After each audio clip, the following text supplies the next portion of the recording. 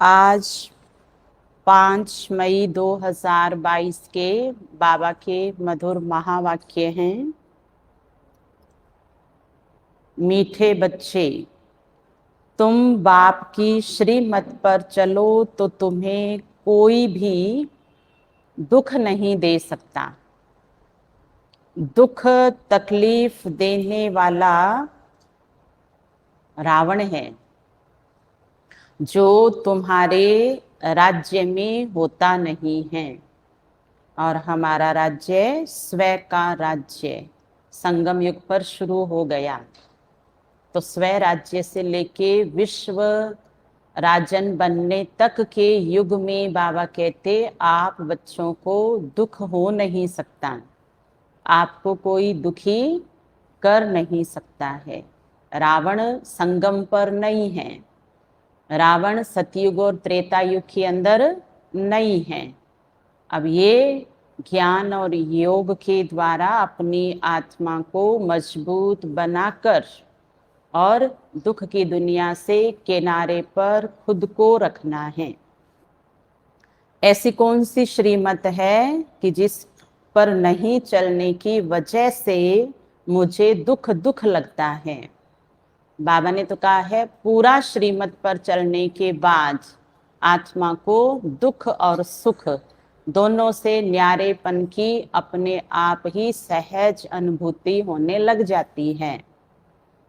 तो देखें कि श्रीमत पर संपूर्ण रीति चलते हैं और श्रीमत पर कम चलने का कारण ढूंढना है खुद के अंदर। प्रश्न है, इस ज्ञान यज्ञ में तुम बच्चे कौन सी आहुति देते हो? उत्तर है, इस ज्ञान यज्ञ में तुम कोई तिल जौ की आहुति नहीं देते।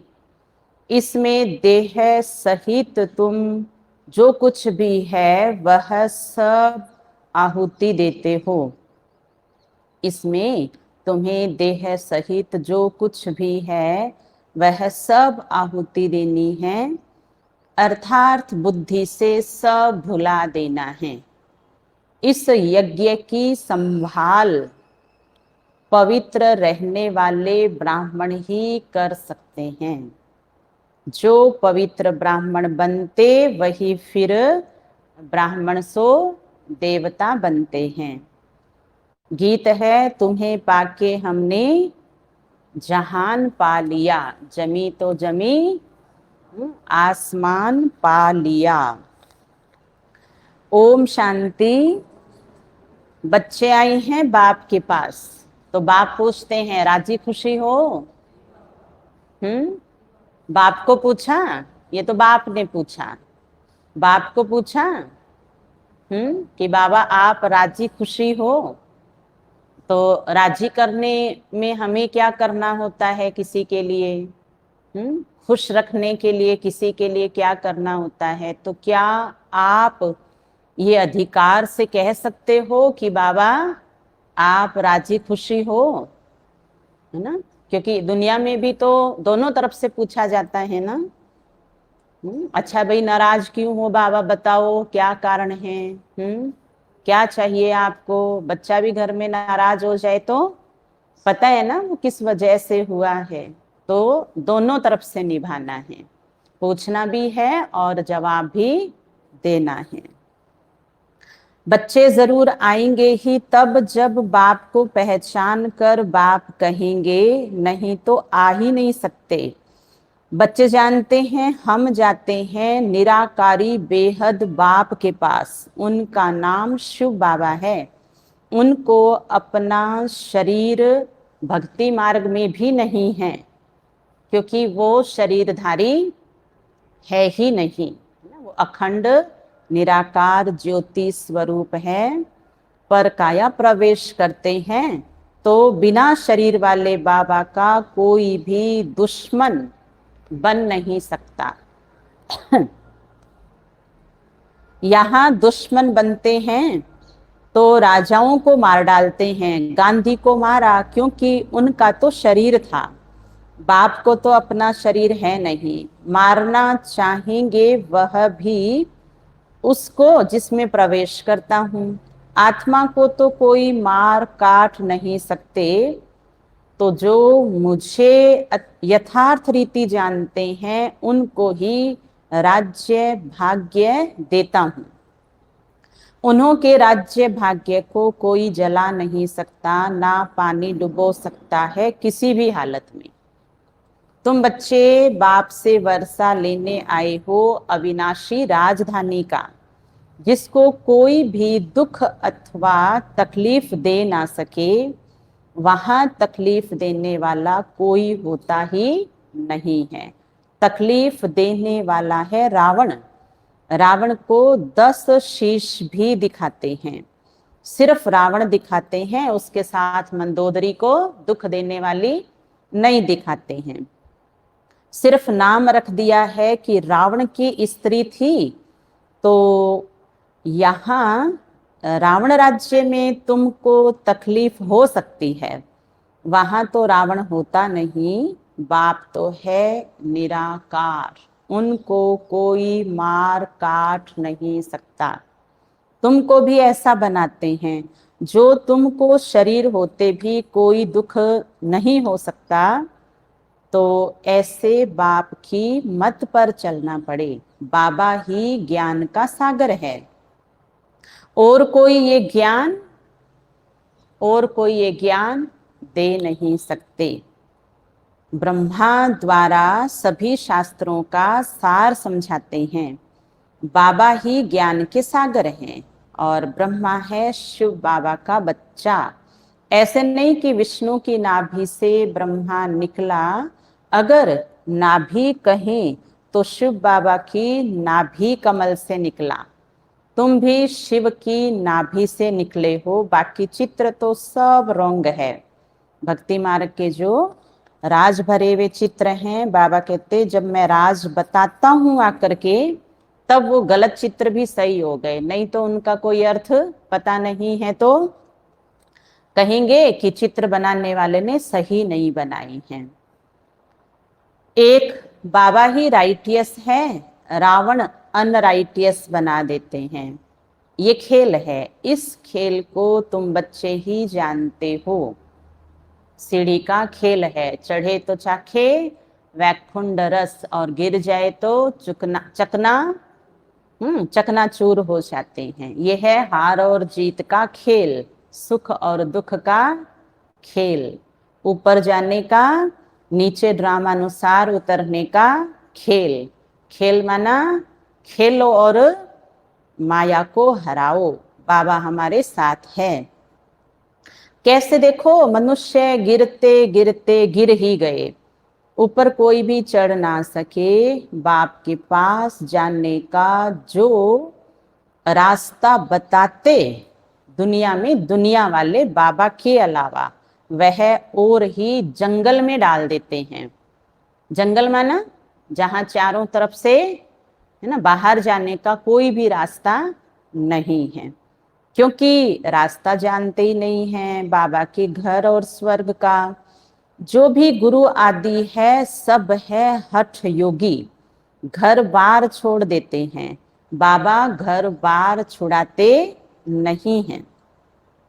बाबा तो कहते हैं घर में रह करके पवित्र बनो, जैसे कुमार और कुमारी पवित्र है। द्रौपदी पुकारती है, द्रौपदी कुमारी नहीं है, लेकिन वो पुकारती है कि बाबा भगवान लाज बचाने वाले आओ, मेरी लाज बचाओ।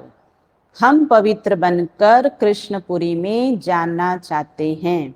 कन्याएं भी पुकारती है, जिनको बंधन है कि माता पिता हमें तंग करते हैं, हमें मारते हैं, कि शादी तो आपको करनी ही होगी। पहले माँ बाप कन्या के पांव पड़ते हैं, क्योंकि खुद को पतित और कन्या को पावन समझते हैं। पुकारते भी हैं, हे पतित पावन आओ। अब बाबा कहते हैं कुमारियां हाथ उठाओ, बोलो जी बाबा। एक, हाँ, अच्छा, आज 4 ही कुमारियां हैं क्या क्लास में? गिनती करना। कांता कुमारी, कांता बहन गिनती करो कितनी कुमारियां हैं। तो हाथ तो 4 नहीं उठाया। 5 है ना। बाबा 5 कुमारियों से क्लास में कह रहे हैं। बाबा कहते हैं कुमारियां पतित न बनो, नहीं तो फिर पुकारना पड़ेगा। अब तो दिल में बैठा है, बाद में पुकारेंगे तो भी हिसाब ऐसा बना हुआ है कि पुकार सुन के बाबा आ भी जाएगा तो भी बाबा की शक्ति आत्मा ले सकेगी नहीं। तुमको अपने को बचाना है। बाबा आया ही है पावन बनाने। कहते हैं स्वर्ग की बादशाही का वर्षा देने आया हूं, इसलिए पवित्र बनना पड़े, है ना। तुम्हें तुम्हारी चीज देने आया हूं और तुम्हें बताने आया हूं कि अगर तुम्हें अपनी चीज चाहिए तो इस तरीके से ही ले सकते हैं, नहीं तो हर जन्म में जाकर के मांगने से भी नहीं मिलेगा। ऐसा समय आएगा। पतित बनेंगे तो पतित होकर मरेंगे, स्वर्ग के सुख देख नहीं सकेंगे। स्वर्ग में तो बहुत मौज है, हीरे जवाहरों के महल है। वही राधे कृष्ण फिर लक्ष्मी नारायण बनते हैं, तो लक्ष्मी नारायण को भी इतना प्यार करना चाहिए। अच्छा, कृष्ण को प्यार करते फिर राधे को क्यों गुम कर दिया है। कृष्ण जन्माष्टमी पर कृष्ण को झूला झूलाते हो और माताएं माताएं इतनी माताएं बैठी है और आवाज ही नहीं आई बाबा के पास। जी बाबा बोलो, है ना, बाबा आपसे बात कर रही हैं, बोलो। माताएं कृष्ण को बहुत प्यार करती हैं।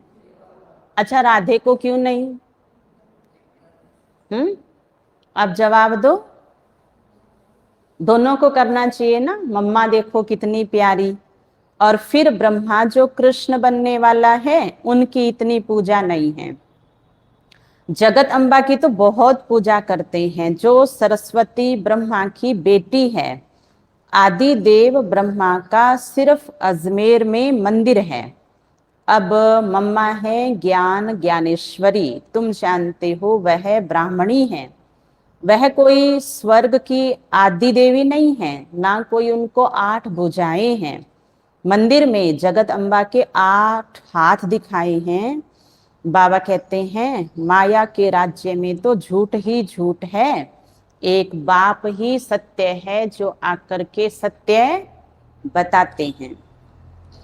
मनुष्य से देवता बनाने के लिए उस समय जिस्मानी ब्राह्मणों द्वारा तो तुम कथाएं आदि सुनते सुनते इस हालत में पहुंच गए हो। अब मौत सामने खड़ा है। बाबा कहते हैं जब झाड़ की जड़ी भूत अवस्था होती है तब कलयुग के अंत में कल्प के संगम युग पर मैं आता हूँ। मैं युगे युगे नहीं आता हूँ, मैं कच्छ मच्छ अवतार वाराह अवतार नहीं लेता हूँ। मैं कण कण में नहीं रहता हूँ, तुम आत्माएं भी कण कण में नहीं जाती हो, तो मैं कैसे जाऊंगा। मनुष्य के लिए कहते हैं वह जानवर भी बनते हैं, वह तो अनेक जानवरों की योनियां हैं, गिनती भी नहीं कर सकते। बाबा कहते हैं राइट बात अब मैं तुमको समझाता हूँ। अच्छा, राइट बात क्या है? अब जज करो, 84 लाख जन्म सत्य है या झूठ है? क्योंकि 84 लाख जन्म में जो आत्मा अनुभव करती है वो तो आत्मा एक जन्म में ही कर लेती है कलयुग के, है ना। इस समय का जो तमो प्रधान जन्म है उसमें लोग खुद ही बोल रहे हैं कि इससे तो जानवर से मनुष्य नहीं बनते तो ही अच्छा था, मनुष्य बने रहते तो कम दर्द होता, कम टेंशन होती, और अब देखो इंसान बन करके तो जानवर से भी ज्यादा दुख मिल रहा है। तो बाबा कहते बच्चे राइट बात ये है जैसा बीज वैसा फल। तो जैसा मनुष्य का जीवन मनुष्य जैसा, जानवर का बच्चा जानवर जैसा, इंसान का बच्चा इंसान जैसा। तुम्हारे इतने गुरु गोसाई राइट है या एक बाप राइट है? एक राइटियस बाबा ही राइटियस दुनिया की स्थापना करते हैं, वहां बेकायदे कोई काम होता ही नहीं, वहां किसी को स्वर्ग में विष नहीं मिलता। तुम जानते हो हम भारतवासी बरोबर देवी देवता थे, अब पतित बन गए हैं। पुकारते भी हैं, हे पतित पावन आओ, यथा राजा रानी तथा प्रजा सब पतित हैं। तब तो लक्ष्मी नारायण आदि को पूजते हैं ना। भारत में ही पवित्र राजाएं थे, अब अपवित्र है, पवित्र को पूजते हैं। अब बाबा आकर तुमको महाराजा महारानी बनाते हैं, तो पुरुषार्थ करना चाहिए। बाकी 8 भुजा वाला तो कोई है नहीं।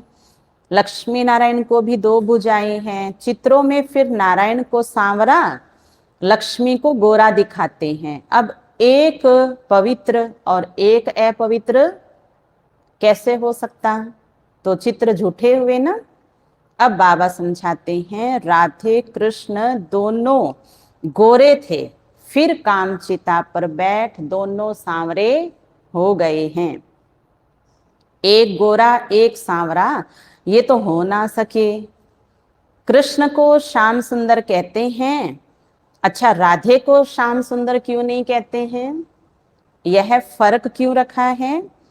जोड़ा तो एक जैसा होना चाहिए। अभी तुम ज्ञान चिता पर बैठे हो, तुम फिर काम चिता पर क्यों बैठते हो? तो इससे सिद्ध हो गया ना कि कृष्ण की आत्मा ब्रह्मा की आत्मा है ना, जो पतित मार्ग में आती है। लेकिन राधा तो कुमारी है, इसलिए कुमारी को काला है ना, यादगार में भी नहीं दिखाया है। बच्चों को ये भी पुरुषार्थ कराना है, हम ज्ञान चिता पर बैठे हैं, तुम फिर काम चिता पर बैठने की चेष्टा क्यों करते हो? अगर पुरुष ज्ञान उठाता, स्त्री नहीं उठाती तो भी झगड़ा पड़ जाता है। यज्ञ में विघ्न तो बहुत पड़ते हैं। ये ज्ञान कितना लंबा चौड़ा है। जब से बाबा आया है तो रुद्र यज्ञ शुरू हुआ है। जब तक तुम ब्राह्मण न बनो तब तक देवता बन नहीं सकते। शूद्र पतित से पावन, देवता बनने के लिए ब्राह्मण बनना पड़ेगा।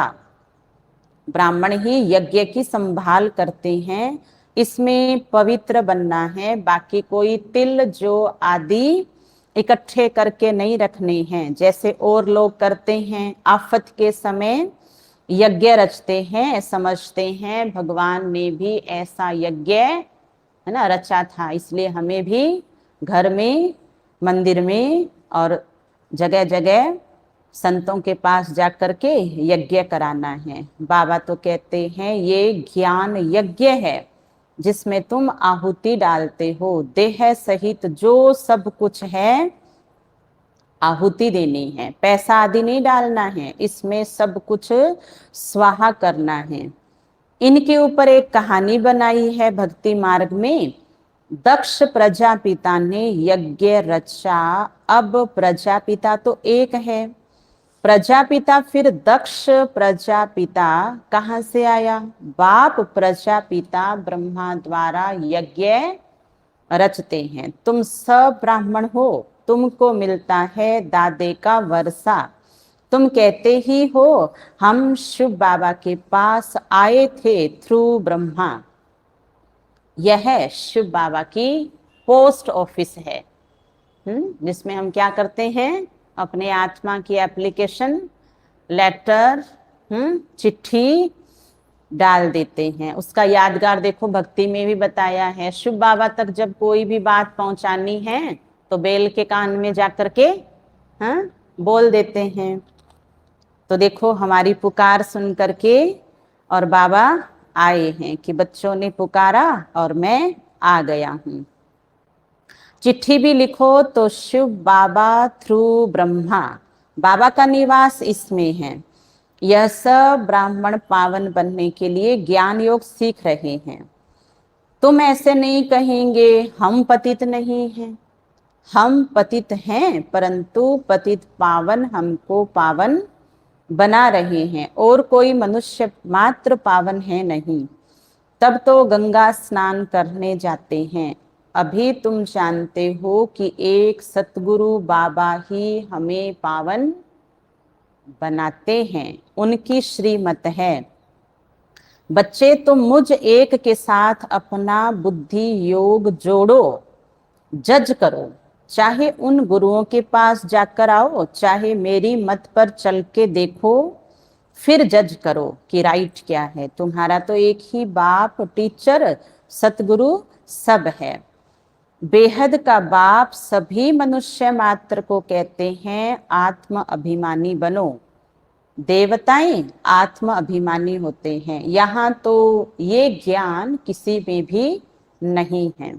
सन्यासी तो कह देते हैं आत्मा ही परमात्मा है, आत्मा ब्रह्म तत्व में लीन हो जाती है। देखो ऐसी बातें सुनते सुनते तुम कितने दुखी पतित बन पड़े हो। भ्रष्टाचारी उनको कहा जाता है जो विकार से पैदा होते हैं। वह रावण राज्य में भ्रष्टाचारी काम ही करते हैं। फिर गुलगुल बनाने के लिए बाप को ही आना पड़ता है। भारत में ही बाबा आते हैं। बाबा कहते हैं तुमको ज्ञान और योग सिखलाता हूँ। 5000 वर्ष पहले भी यह तुमको सिखलाकर स्वर्ग का मालिक बनाया था, फिर से बनाता हूँ। कल्प कल्प में आता ही रहता हूँ। इनकी ना आदि है ना अंत है, चक्र चलता ही रहता है। प्रलय की तो कोई बात ही नहीं है। तुम बच्चे इस समय इन अविनाशी ज्ञान रत्नों से झोली भरते हो। भर रही है बुद्धि की झोली?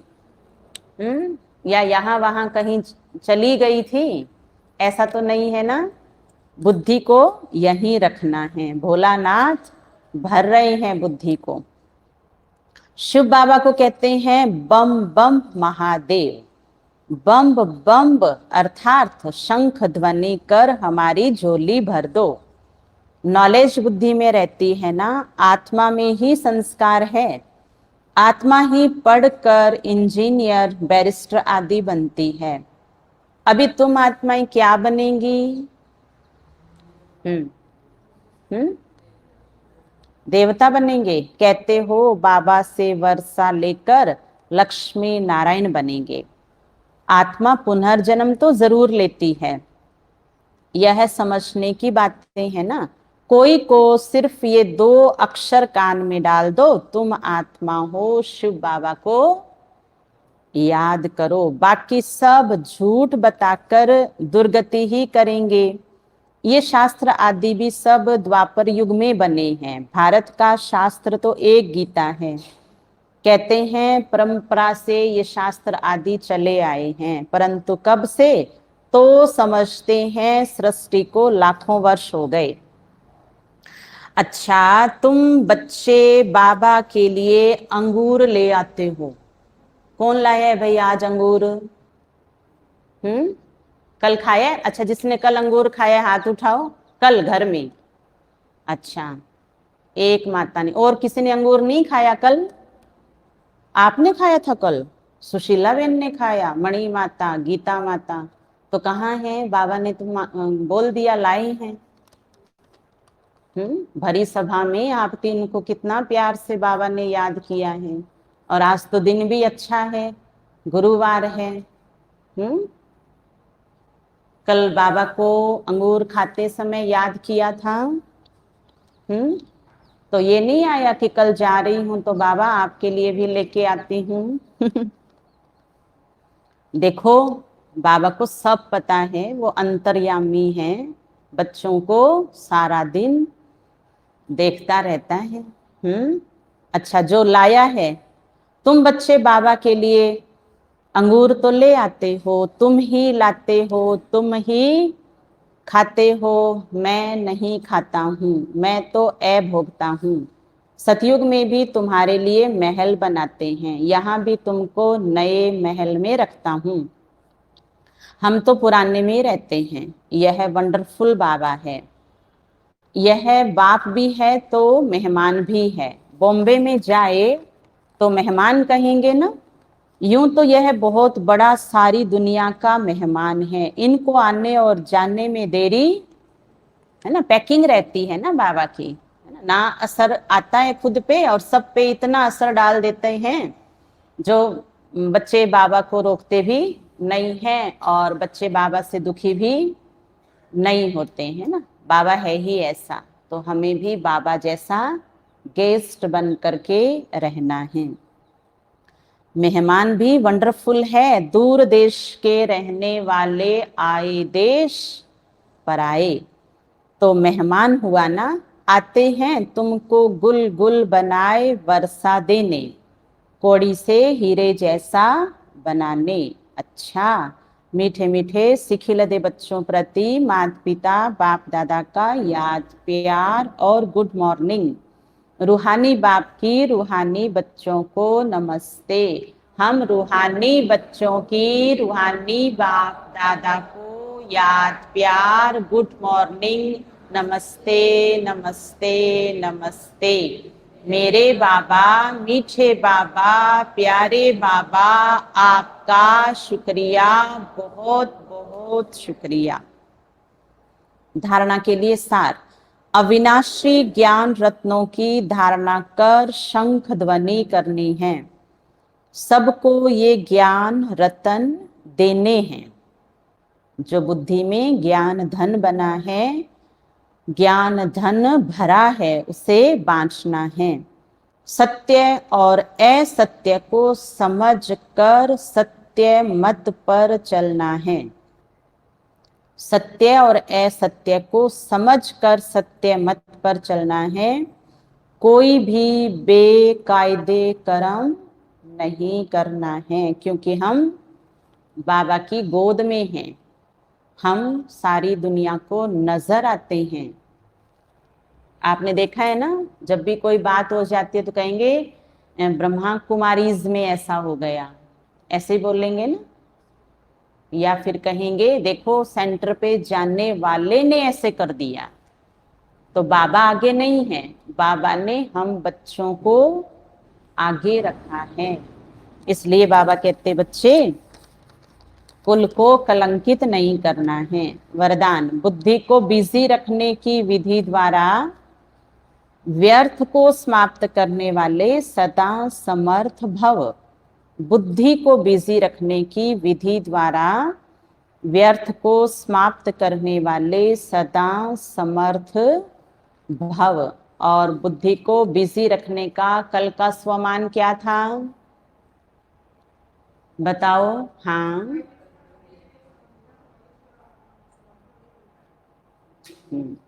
मैं पवित्र दिव्य संपूर्ण निर्विकारी आत्मा हूं। ये सबको होमवर्क दिया था। अच्छा, किस किस ने किया, हाथ उठाओ। बैठे तो बहुत सारे हैं, हाथ तो 7 ही उठे हैं, बाकी ने क्यों नहीं किया।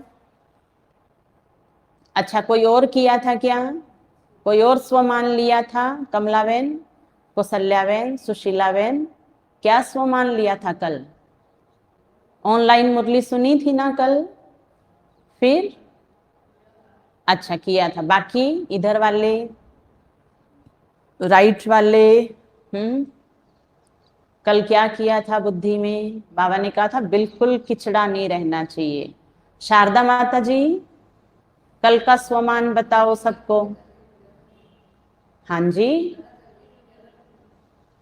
तले चले गए थे।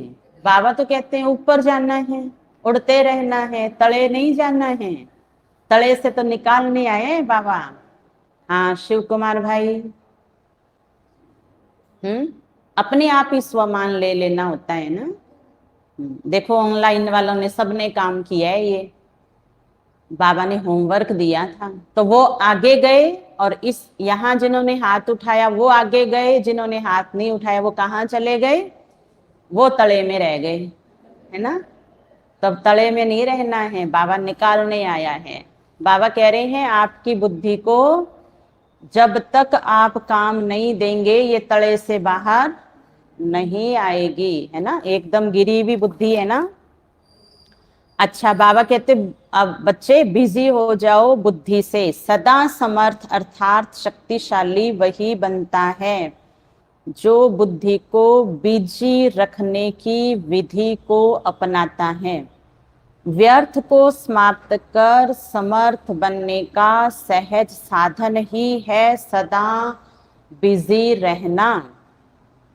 इसलिए रोज सवेरे जैसे स्थूल दिनचर्या बनाते हो, ऐसे अपने बुद्धि को बिजी रखने का टाइम टेबल बनाओ कि इस समय बुद्धि में इस समर्थ संकल्प से व्यर्थ को खत्म करेंगे।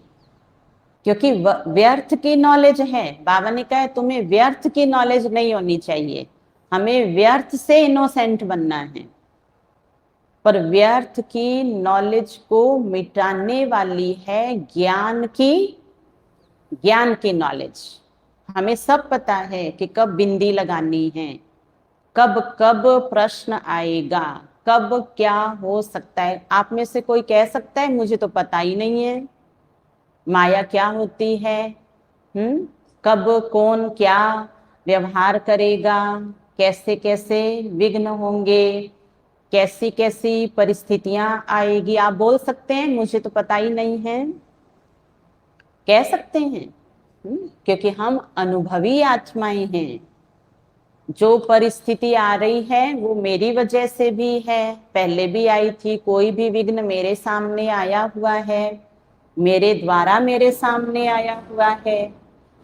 तो अब उसमें फेल हुए हैं तो नहीं लगेगी, अगर पास हुए हैं तो फिर वो नथिंग न्यू लगेगी। इसलिए हम कभी भी कारण कारण कह करके दूसरे की वजह से व्यर्थ चलता है ये कह करके हम अपने बुद्धि को छोड़ नहीं सकते हैं, है ना। अपनी बुद्धि का मालिक बन करके बुद्धिवान बाबा के अंदर बुद्धि को लगाना होगा। किसी भी समस्या का कारण हम भी हैं, केवल सामने वाला नहीं होता है।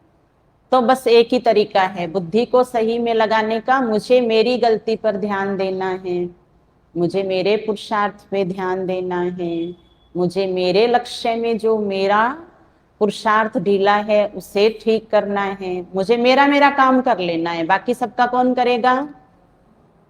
बाबा करने आया है ना। दूसरों का काम करते करते, उनके बारे में सोचते सोचते, उनके बारे में बोलते बोलते और बुद्धि क्या हो गई है, थक गई है ना। व्यर्थ से बुद्धि को थकावट आती है, और जिसको थकावट आई हुई है वो कर्म योग करके सेवा करके कमाई कैसे करेगा। तो अपने मन और बुद्धि के दोनों तार को बार बार मनुष्यों से हटा करके बाबा में या खुद में जोड़ने का पुरुषार्थ करना है। मन और बुद्धि बार बार, पता है ना कि बस इतना सोचना था सोच लिया, इतना कहना था, अब कहने के बाद भी सोचते रहेंगे हाँ देखती हूँ कितने देर में असर होता है। अभी भी जोड़ रखा है। जब तार जुड़ा होगा तो फिर उनकी जो नहीं करने वाली जो समझ है वो आपकी करने वाली समझ की शुभ भावना में आके विघ्न डालेगी। तो कहेंगे देखो कितना तो माफ कर दिया, कितना तो समझा दिया, फिर भी ये तो ठीक होते ही नहीं है, ये तो मानते ही नहीं है। तो वहां से कनेक्शन कट और अपने पुरुषार्थ में लगाएं और बाबा में जोड़ के रखें, तब सब कुछ ठीक हो सकता है। तो क्या मैं अपने आप की मालिक हूं। मेहमान माना, आए थे और चले गए, जो लाए थे वो दे गए, जो ले जाना था है ना ले गए, बस तू कौन मैं कौन, ऐसे अपने से आज बात करना। ये कौन और मैं कौन हूं, ये कौन है। मैं तो मेहमान हूं, ये तो सब पर आई हैं। बात तो खुद को करनी पड़ेगी ना, तो फिर बाबा के संग रह सकते हैं। तो बुद्धि को ऐसा बिजी रखने का टाइम टेबल बनाओ जो समर्थ संकल्प से व्यर्थ को खत्म कर दें। बिजी रहेंगे तो माया दूर से ही वापिस चली जाएगी। कहां से, गली चेंज कर लेगी, है ना, रास्ता ही बदल लेगी कि भाई ये तो बिजी हैं। अच्छा, स्लोगन है, दुखों की दुनिया को भूलना है तो परमात्मा प्यार में सदा खोए रहूं। तो आज का स्वमान, मैं परमात्मा प्यार में समाई हुई आत्मा हूं। मैं परमात्मा प्यार में खोई हुई आत्मा हूं। अच्छा, मैं सुख के सागर में समाई हुई हूं। क्या बोलेंगे? जो अच्छा लगे दोनों में से। मैं सुख के सागर में समाई हुई आत्मा हूं। ये वाला ठीक है। हाँ, इस स्वमान का अभ्यास करेंगे। सबसे ज्यादा कौन करेगा अब पता चलेगा। अच्छा, आज का अच्छा, ओम शांति। आज का